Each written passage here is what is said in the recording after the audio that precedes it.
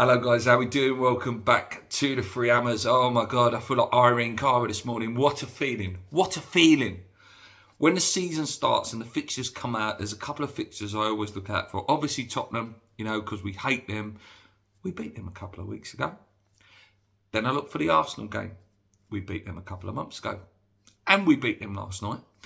And we beat Manchester United before that.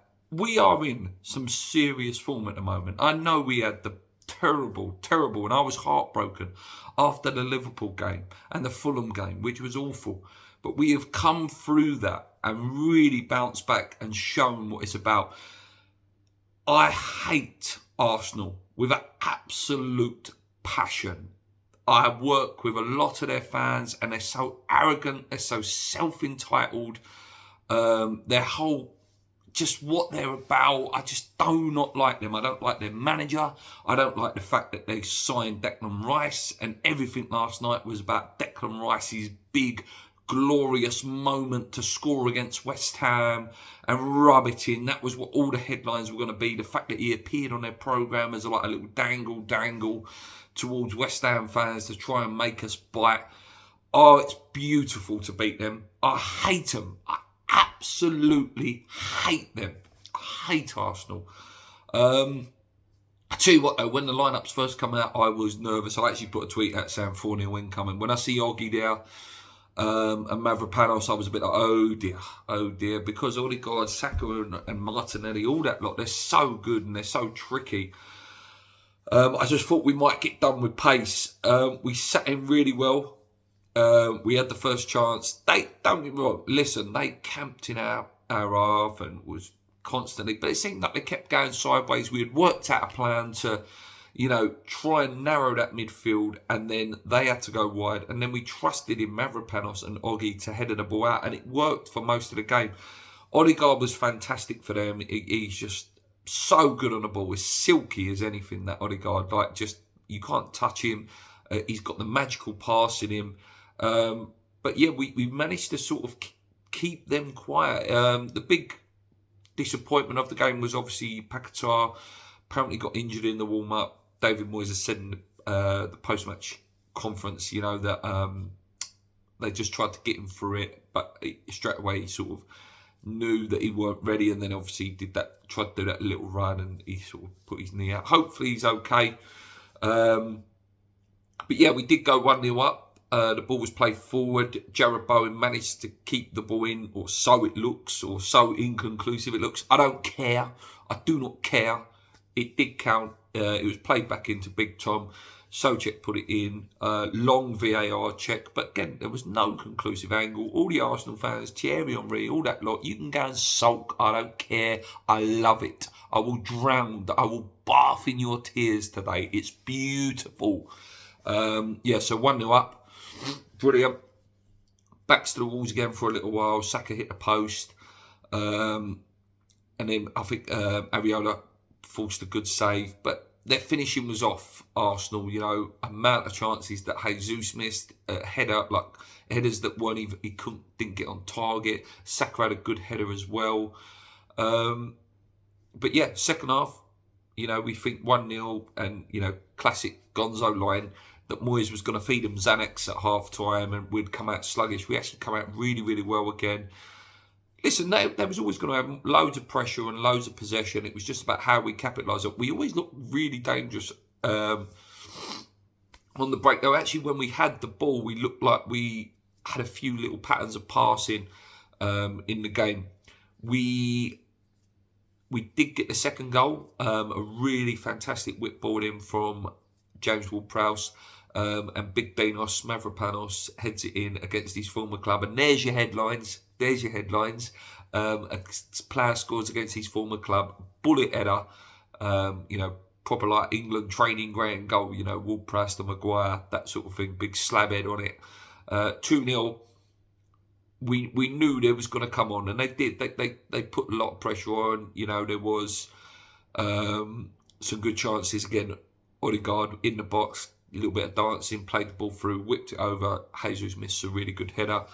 Apart from that, though, we really sort of kept them quiet. Like I say, they had the ball, they was creating, but they never looked like they was going to finish. Their finishing was well off. Lots of Arsenal fans saying that that's the worst performance that Declan Rice has played. He wasn't. He's dominating himself. He had one good shot that just whizzed over the bar, but apart from that, he wasn't, his normal self.